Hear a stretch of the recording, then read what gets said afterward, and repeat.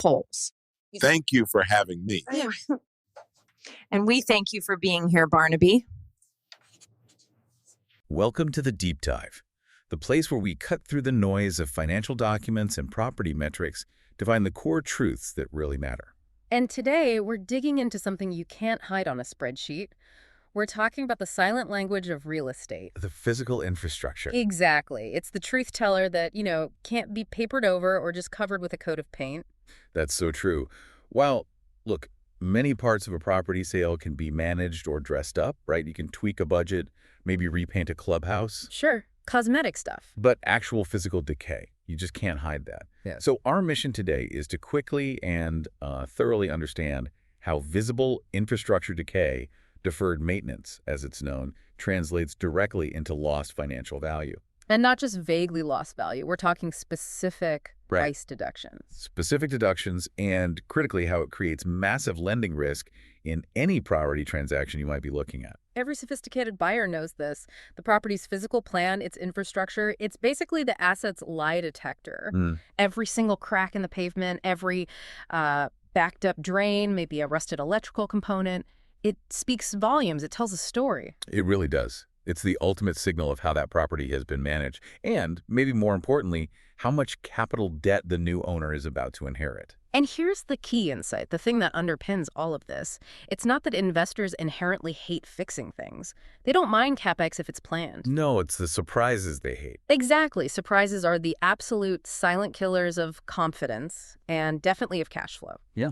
So if you, our listener, are looking at acquiring a property or maybe even selling one, understanding that an unexpected capital expenditure, that sudden CapEx hit, well, it turns buyer confidence into caution. Fast. And caution, inevitably, translates into a reduced offer price. Every single time. The risk immediately shifts, you see. It goes from being maybe manageable debt on paper to potentially catastrophic liability in reality. Okay, let's really unpack that liability then.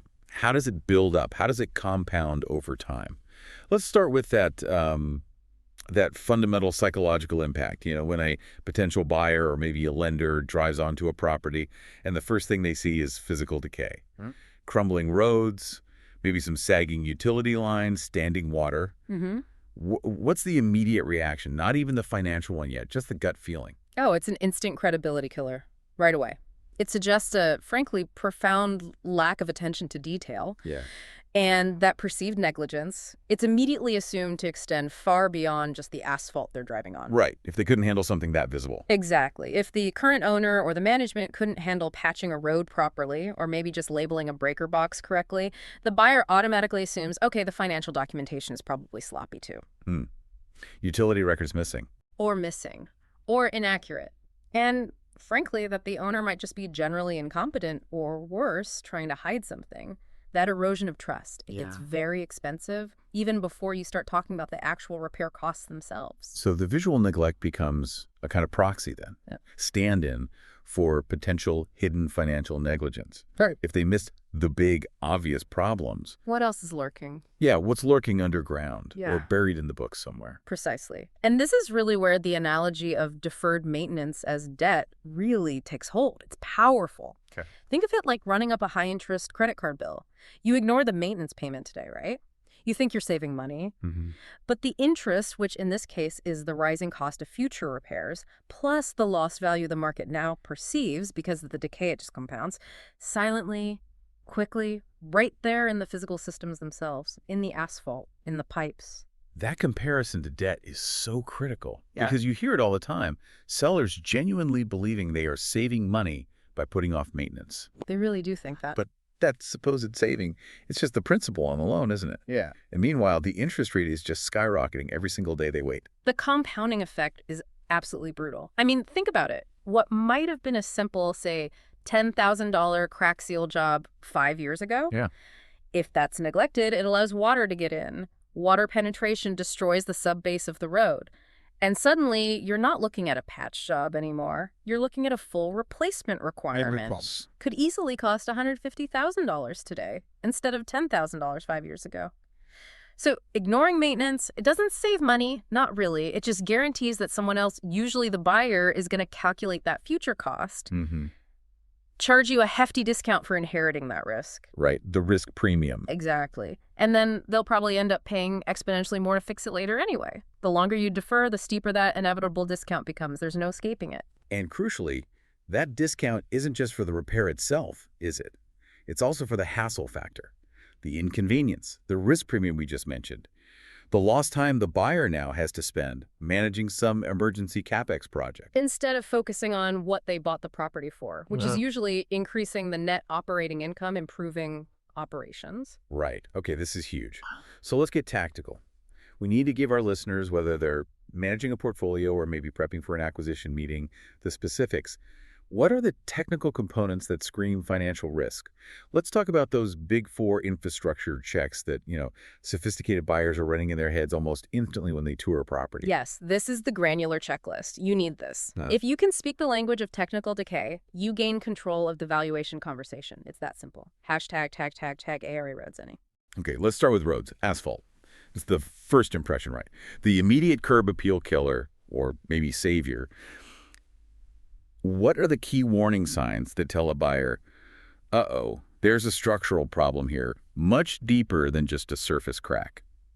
Well, the number one warning sign, the thing I always look for, is persistent, repetitive annual patching, what we sometimes call spot fixes. Right, like whack-a-mole with potholes. Exactly. If the management team is constantly out there pouring fresh black asphalt into the same potholes every single spring, that's not really maintenance, that's just treating the symptom. It's a crystal clear indicator of deeper systemic water issues happening beneath the surface. Once water penetrates that top layer of asphalt and starts saturating the subbase, well, the road's structural integrity is basically gone. So the buyer sees that constant patching and immediately thinks, okay, they're just covering up a failing system. Pretty much. Cover up for failure. And how do they calculate the financial damage? They don't care about the cost of the patch. No, they go straight to replacement, right? Yeah. What are the hard numbers they use? They absolutely jump straight to the replacement costs in their underwriting. The metric investors use to calculate that true road debt, the cost of resurfacing, it's approximately $18 to $25 per linear foot. $18 to $25 per linear foot. Yep. And that benchmark, it's pretty much non-negotiable in their initial underwriting model. Wait a sec. $18 to $25 per linear foot. This sounds pretty significant. Does that just cover a simple overlay, like a thin new layer? Or is that for a full mill and replace? Good question. That metric, the $18-$25, generally covers a quality overlay. So a new lift of asphalt, maybe 1.5 inches or 2 inches, that's designed to last, say, 15 to 20 years. If the subbase underneath is still generally stable. Okay. If it's stable. Big if. Because if the buyer drives the property and sees really serious alligator crack, that interconnected cracking pattern that looks like scales. Yeah, I know exactly what you mean. That's a clear sign the subbase is failing. And when they see that, they immediately jump that cost estimate dramatically. Because now they're not thinking overlay. They're looking at a full structural replacement, milling out the old stuff, possibly fixing the base, then putting down new asphalt, much more disruptive, much more expensive. And the patching actually makes it worse in the long run. It accelerates it. Patching just pushes the water sideways, deeper into the underlying structure, accelerating that transition from needing an overlay to needing a total costly replacement. Hashtag B water systems, piping and metering. Okay, moving underground now to water systems. Here, the focus shifts a bit from just visibility to material science. The actual composition of the pipes is the big red flag. And what are lenders and buyers really scared of seeing? One word. Yeah. Galvanized. Galvanized piping terrifies sophisticated buyers and their lenders. Why specifically galvanized? I mean, okay, it's old, but what's the specific failure mode they worry about? Well, it's more than just being old. It fails catastrophically, but often in these specific, hard-to-detect ways. Galvanized pipe, because it corrodes from the inside out. Right. It's notorious for developing hidden, tiny pinhole leaks. You might not see water jetting out anywhere, no obvious wet spots on the ground necessarily. But the water bill? But you see massive, unexplained water bills. These tiny pinholes can literally cost the property owner tens of thousands of dollars annually in just wasted water. And they are incredibly difficult to find and isolate without digging up the entire line. So it's a leak waiting to happen, but often the leak is just bleeding cash from the operating budget. Exactly. It's an operational expense nightmare as much as a physical failure risk. Wow, that's a really important distinction. Physical decay translating directly into immediate operational loss. I imagine finding galvanized pipe triggers an automatic budget deduction for the buyer. Absolutely. Automatic deduction. They price in replacement. So what materials make them relax? What eliminates that deduction? Why they want to see. They want to see modern, non-corrosive materials. The industry standard now is generally PVC, polyvinyl chloride, or even better, HDPE, high-density polyethylene. Why HDPE preferred? Well, HDPE is great because it's flexible, it's highly resistant to chemicals, it fuses together so there are fewer joints, and you can often install it using trenchless technology, which minimizes digging and disruption to the property. Less disruption. Big plus. Huge plus. So when a buyer sees PVC or especially HDPE systems, they know the water utility risk is likely low for the next, 20, maybe 30 years. Big sigh of relief. Okay, so beyond the pipe material itself, you mentioned the financial structure of the water bill is also a massive signal. Why does sub-metered versus master metered swing the valuation so heavily? It all comes down to control and liability. Simple as that. In a master metered system, the property owner pays the entire water bill from the utility company and absorbs 100% of the risk for all water usage and loss on the property. So there's a huge line break. Or even just that consistent high-volume pinhole leakage from old galvanized pipes we talked about. Right. That entire cost falls directly onto the property's books. Hits the cash flow, boom. Reduces the NOI. Whereas sub-metering. Sub-metered systems make individual residents responsible for paying for their own water usage. Meters are installed for each home or lot. This is two crucial things. It caps the owner's liability for usage and leaks within the homes, and it naturally encourages conservation because residents pay for what they use. So for a buyer, sub-metering basically takes a big chunk of operating expense risk off the table. Almost down to zero for resident usage, which is a massive boost to the net operating income, NOI, and therefore directly increases the property's valuation. Master metered makes them flinch. Sub-metered makes them relax. Hashtag show sewer systems, hidden hazards. Okay, let's talk about the one nobody likes to think about. Yeah. Sewer systems. The invisible monster, right? They're expensive to fix, incredibly disruptive. Dealing with them often involves city permits, major digging. Yeah, nobody enjoys sewer day. So what are the absolute critical risk materials that buyers are specifically looking for or asking about beneath the surface? Again, it often comes down to materials. Two major offenders really stand out. The first, and still quite common in older properties, is clay tile. Clay. Okay, what's the issue with clay? Isn't it pretty durable? It is durable, but the problem is the installation method. Clay tile pipes come in relatively short sections, like maybe 2 or 3 feet long. Right. And they're joined together with mortar or older jointing compounds. Over time, the ground shifts settles, and those numerous joints become weak points. They crack, they separate slightly. Creating entry points for roots. Exactly. Countless entry points for tree and shrub roots seeking water. So you see constant backups, you hear about expensive hydrojetting services being done regularly. These are all signs that root intrusion is a major problem, and full replacement is probably looming. Okay, so clay tile means root risk. And the second material, you mentioned one earlier that you called an outright hazard, Orangeburg. We need to unpack why that specific material causes such immediate financial panic. Orangeburg, yeah. That's often a deal killer. Because it's not even really pipe in the modern sense. It's literally compressed wood fibers like paper pulp bound together with hot tar. Wood fibers and tar. Seriously. Seriously. Yeah. It was cheap and popular for a few decades, maybe the 40s to the 60s or 70s. But think about it. Its whole purpose is to carry water. What happens to wood fibers when they get saturated with water over decades? Soften. Deform. Exactly. It doesn't really crack like clay or PVC might. Yeah. It begins to deform, it gets soft, it ovals under the weight of the soil above it, and eventually it just collapses inward. Leading to complete blockages. Complete blockages and immediate emergency repair needs. You can't just patch Orangeburg, you have to replace it. I remember a deal down in coastal Carolina. We discovered Orangeburg pipe during due diligence. It had clearly been submerged in groundwater for years. And it was visibly collapsing in multiple sections on the camera scope. What the seller thought might be a maybe $50,000 sewer line repair budget instantly turned into a mandatory $180,000 emergency replacement project just to make the system functional. The bank almost walked. Well, that fear of sudden, total collapse is why the buyer immediately assumes the absolute worst if they even suspect Orangeburg. They have to assume the worst. But you mentioned there's a surprisingly simple, relatively cheap, high-leverage move a seller can take to counter this massive subsurface fear. There is, and it's amazing how few sellers do it proactively. It's the $300, maybe $400 preemptive video scope. Just run a camera down the lines before listing. Exactly. Pay a qualified plumber to run a camera down the main sewer lines before you even list the property. Get a recording. This provides clarity, and critically, it gives you documentation. So if the lines are actually okay. If the seller can present video-proof dated, clear video showing that the lines are clean, intact, maybe they're PVC, no roots, they completely eliminate that buyer fear. Uncertainty's gone. And if they don't do it? If they skip that step, they leave that huge cloud of uncertainty hanging over the deal. And that uncertainty easily justifies a buyer demanding, say, a $30,000 price cut right off the bat, maybe more, just because they have to assume the worst about those hidden pipes, especially if they suspect Orangeburg or clay. Clarity costs a few $100. Uncertainty can cost tens, even hundreds of thousands. Hashtag DD, electrical systems, safety and compliance. Okay, final piece of the big four, electrical systems. This hits on safety, insurance, and crucially, the system's ability to serve modern resident demand. What's the major mismatch danger that just screams financial inadequacy to a savvy buyer?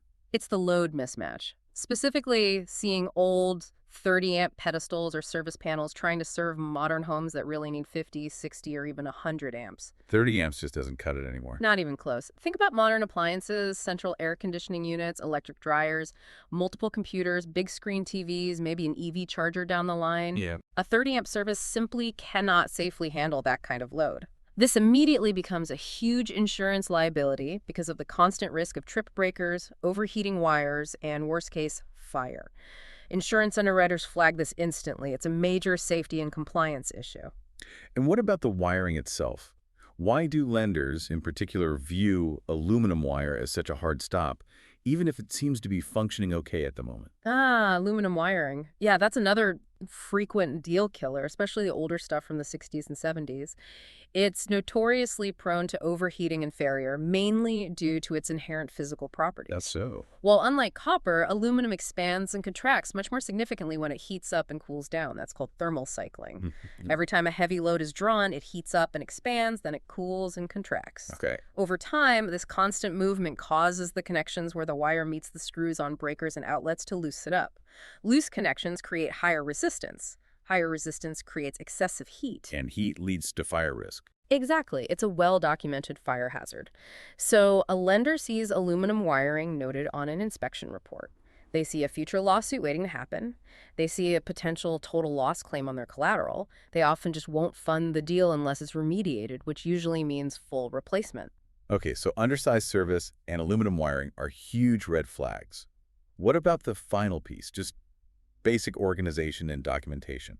Hugely important, often overlooked. Completely unlabeled breakers inside panels, or maybe no site map showing where underground utilities are actually located. These are massive red flags for management competence. Right, it signals chaos. It signals that the current management likely has no idea how the system is truly organized. This makes routine maintenance much harder, and it makes pinpointing problems during an emergency incredibly risky and time-consuming. If the bank's appraiser or inspector notes that the system is undocumented and unsafe, well, the bank simply can't certify that the asset is safe and insurable long-term. They won't underwrite that kind of operational risk. No way. They're trying to decide if this property is more likely to generate stable income to pay back their loan, or if it's more likely to generate expensive litigation and insurance payouts. Unlabeled, messy electrical points to the latter. Okay, this is where the rubber meets the road, financially speaking. Right. We've identified the technical problems. Yeah. Now, how does the buyer translate that decay into actual dollars off their offer? Sellers often underestimate just how standardized this process is for experienced investors. Oh, absolutely. Buyers aren't just casually taking notes during a property tour. They are actively running a standardized CapEx calculation in their head, or maybe on a checklist.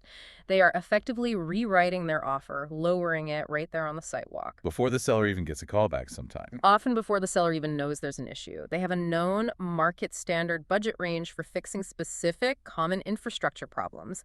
And that budget gets immediately applied, and crucially, multiplied by the total number of lots or units on the property. This can lead to absolutely staggering price adjustments. Okay, let's break down that standardized mental math. We need to get specific. How does, say, a pothole translate into a specific per lot deduction? Let's use the numbers from the outline. Great, let's quantify the typical per lot deduction budgets buyers use, always keeping that multiplier effect in mind. It adds up fast. Okay, starting with roads.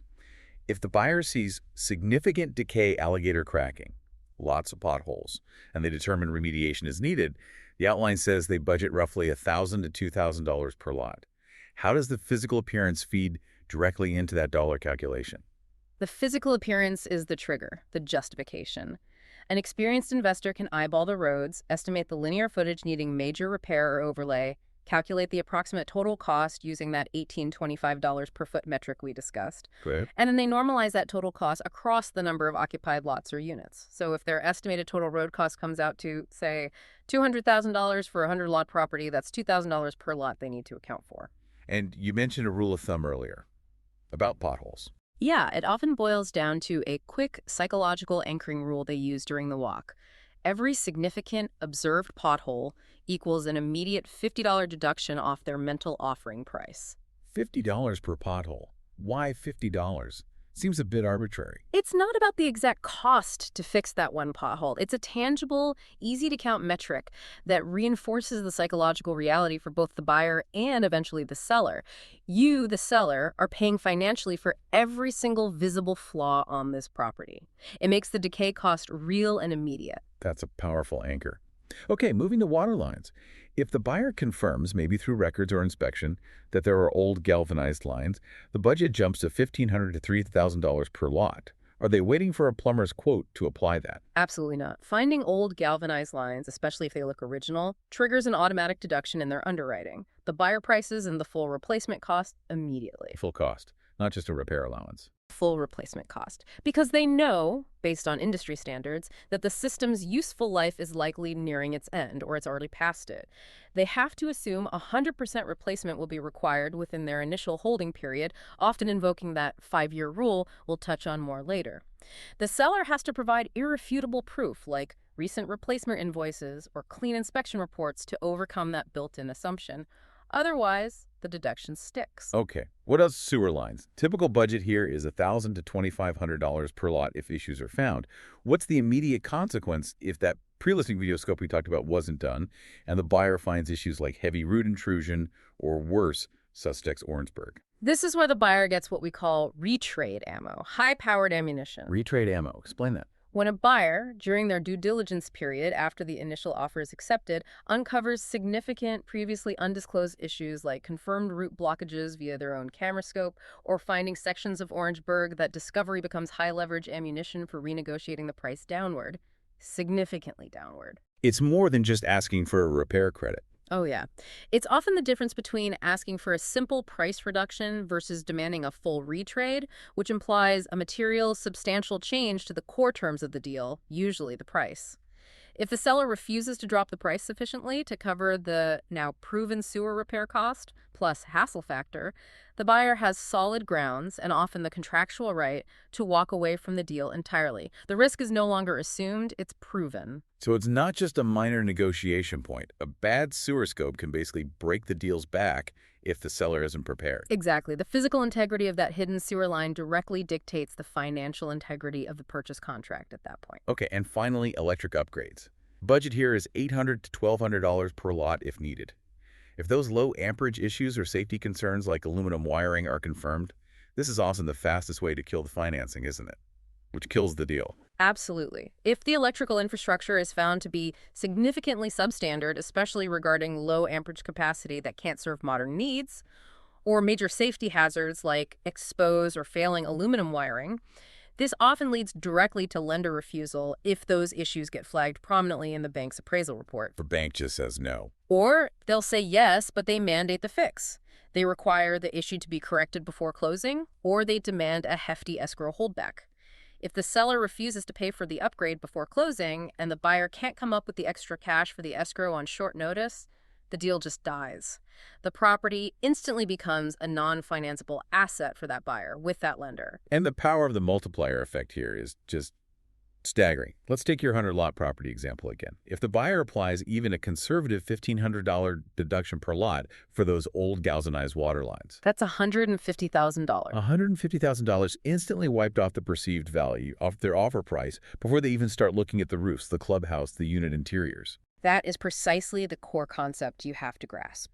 Sophisticated buyers aren't really negotiating the subjective value of, say, the income stream potential as much as they are calculating the fixed unavoidable cost of replacing asphalt, PVC pipe, and electrical pedestals. Because those costs are market-driven. Exactly. The cost of materials and labor for infrastructure is largely set by the market. It's non-negotiable for the buyer. So the only variable left in the equation that can change to make the deal work Is the seller's net proceeds. is the seller's price. Yep. Okay, let's drill down on a really key misalignment we see all the time. It's the seller's perception of a problem versus the buyer's reality. Sellers often try to minimize infrastructure issues, right? They say things like, oh, just need some patching, or we just need to flush the line. What is the sophisticated buyer actually hearing when a seller says that? What the buyer hears is this: I am currently managing this asset to the absolute shortest possible lifespan, focusing only on visible cosmetics, and I am about to transfer my ticking time bomb of a short-term cost problem directly onto your balance sheet. Ouch. That's blunt. It is, but that's the financial translation. This fundamental misalignment highlights the critical difference between a short-term fix and a long-term solution that actually satisfies a lender and justifies the price. It's the difference between repair and replacement. Okay, let's clearly define those terms for valuation and financing purposes. What exactly constitutes a repair in the context of major infrastructure? A repair in this context is really defined as a stopgap measure. It's a short-term life extension, only intended to address the immediate symptom, not the underlying cause. Examples. Think cracked ceiling on a road that really needs an overlay, or maybe hydrojetting a sewer line that's full of roots because it's cracked clay tile, or perhaps swapping out just one faulty breaker in an otherwise ancient, undersized electrical panel. So it might improve the appearance temporarily. Exactly. It helps the appearance for the sales brochure photo, maybe gets you through the next inspection cycle, but it fundamentally fails to satisfy a sophisticated lender or buyer because it provides zero guarantee of long-term stability or performance. It's just kicking the can down the road, and the buyer knows they'll be the one tripping over it soon. Okay, so a repair is basically insufficient for underwriting long-term risk. What defines a replacement then? And why is that the gold standard for financeability? Replacement is the process that truly resets the clock on that specific infrastructure system's lifespan. It signals long-term stability and, crucially, it removes that major near-term capex risk from the buyer's pro forma. So we're talking about installing a completely new piping system, water or sewer, putting down a full new structural lift of asphalt, installing brand new, correctly sized electrical pedestals and wiring that meet modern codes and demand. And this is critical for financeability because it gives the lender reasonable assurance that the asset, their collateral, will function properly without needing a major, potentially catastrophic capital outlay for that system for the next, say, 15, 20, maybe even 30 years, depending on the system. It secures the collateral's ability to generate income. That need for certainty brings us to something you mentioned earlier, the unforgiving truth of the investor mindset when it comes to aging infrastructure. The 5-year rule. Yes, the 5-year rule. This dictates almost everything in CapEx budgeting for acquisitions. It's simple but brutal. If any major infrastructure system, roads, water, sewer, or electrical, is projected, based on its current age and observed condition, to require full replacement within the next 5 years, sophisticated buyers will treat the entire full replacement cost as if it is already due today. Wow. Not like amortize that cost over 5 years or discount it back. Absolutely not. No discounting, no amortization in their initial offer calculation. They deduct 100% of that estimated future replacement cost directly from their offer price right now. Why so aggressive? Because they know they will be the ones bearing that full cost, likely very early in their holding period, maybe year 1 or 2. They cannot risk having that massive, unbudgeted capital expenditure hit their pro forma and destroy their projected returns right after closing. They budget for certainty, and a system decaying towards a 5-year replacement horizon guarantees an unavoidable future expense. That expense has to be accounted for financially now, not later. This leads perfectly into the lender's perspective. Because even if you find a buyer who's maybe aggressive, maybe willing to accept some of that future risk themselves, the bank is often the final gatekeeper. Absolutely the final gatekeeper. And the core principle for pretty much every lender is non-negotiable, isn't it? Lenders only fund certainty, not potential. They are primarily concerned with protecting their collateral. Exactly right. The potential for deferred maintenance to cause a sudden catastrophic failure, think a major sewer line collapsing and making half the property uninhabitable, or a fire starting from faulty old electrical wiring. Yeah, nightmare scenarios. Those scenarios terrify a bank because they instantly threaten the stable cash flow that's needed to repay the loan. If the park or property becomes partially or wholly unusable due to a major infrastructure failure, the income vanishes overnight and the value of their collateral plummets. That's their worst nightmare. So how does the bank typically discover this specific infrastructure risk during the loan process? It's not like the loan officer is walking the site with a shovel. No, it all comes out during the third-party appraisal and the property condition assessment or inspection phase. The appraiser, remember, is working for the bank. Right. Their client is the lender. Yes, and they are specifically tasked by the lender to note any physical deficiencies that could negatively impact the property's value, its marketability, or its safety. So if the appraiser sees crumbling roads, clear signs of major standing water and drainage problems, maybe obviously outdated or unsafe-looking electrical setups, those findings go straight into the appraisal report. And that report lands on the underwriter's desk. And it immediately triggers the bank's internal risk mitigation protocols. That response inevitably translates directly into reduced proceeds for the seller, one way or another. Okay, what are the two most common, specific financial consequences the bank imposes on the deal when significant deferred maintenance is flagged? Consequences the seller ultimately has to absorb. The first and very common one is requiring escrow reserves. The bank mandates that a specific amount of money calculated to cover the estimated costs of the necessary repairs must be set aside at closing. Held back from the deal proceeds. Usually funded by the buyer initially, sometimes negotiated with the seller, but held by a third party, like the title company. This money is locked up, escrowed, and it's solely dedicated to completing those specific repairs after closing. The funds are typically released only after the repairs are finished and verified, often by a bank-approved inspector. Okay, so that forces the buyer to bring potentially a lot more cash to closing than they originally planned, which is always a major hurdle. Always a hurdle. And the second consequence, which sometimes happens instead of or even alongside the escrow, is reduced loan proceeds. The bank just lends less money. Exactly. The bank might simply say, okay, the required repairs cost $150,000. We're therefore reducing our loan amount by $150,000. This forces the purchase price to drop by that amount to keep the loan-to-value ratio in line, or it forces the buyer to suddenly come up with an extra $150,000 in equity themselves. Which, for most buyers, likely collapses the deal right there. Very often, yes. Okay, let's walk through that chain reaction again using the $150,000 road repair example. We have a $1.2 million purchase contract price agreed upon. During due diligence, the appraiser notes the roads are in critical condition, estimates $150,000 for immediate capex. The bank sees this. What happens next? Okay, so the seller thinks they have a $1.2 million deal locked in. The bank gets the appraisal, sees the $150,000 road liability, and dictates that this must be addressed, likely through an escrow holdback. So the buyer has to fund that $150K escrow. Typically, yes, that's the bank's requirement of the buyer to ensure the funds are there.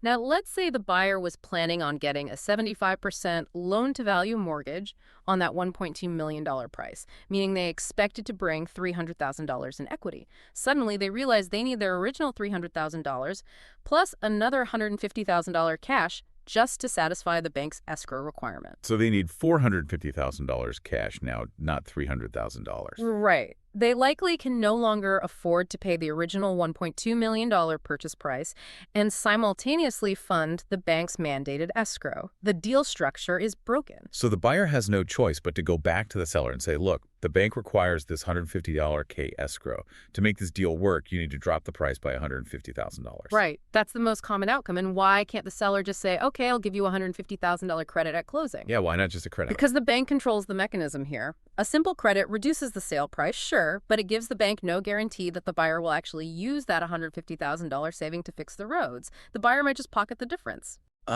The bank needs certainty the collateral gets fixed. They need certainty that their collateral will be protected. Therefore, they mandate the third-party escrow, or sometimes a direct loan holdback, ensuring those specific funds are used only for the specified repairs. So the seller who ignored the deferred maintenance for years, they just paid for it anyway. Yep. Only they paid for it through a dramatic forced price reduction at the absolute worst possible time when the financing is already hanging in the balance. It's a bitter pill to swallow. The inescapable conclusion really is that bad infrastructure doesn't just hurt the property's appeal, it can literally run over the entire financing deal itself. Okay, so given everything we've discussed, the compounding risk, the buyer math, the lender hurdles, it all comes back to that initial impression. Physical condition is the property's resume, isn't it? How can a proactive seller use this deep understanding of risk to actually gain an advantage? By controlling the narrative, by establishing a visual language of trust from the moment a potential buyer drives onto the property.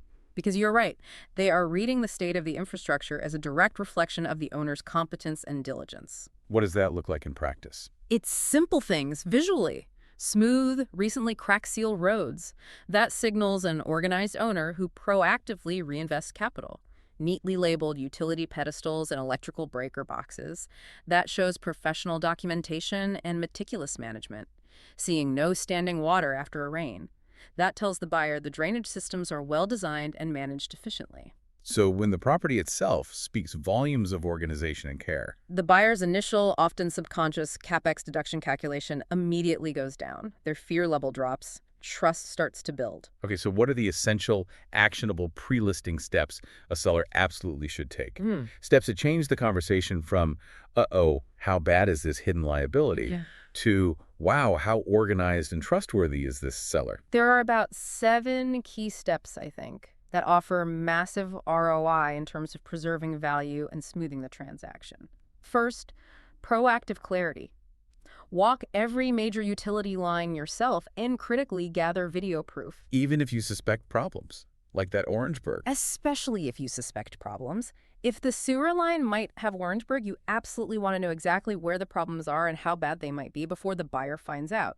Get your own scope done. This allows you to control the scope of the potential fix and get realistic bids. And if the sewer is actually PVC and looks clean, get that video proof to shut down any buyer speculation immediately. Okay, proof and clarity first. Second, you must control the valuation narrative around repairs by anchoring the potential cost yourself.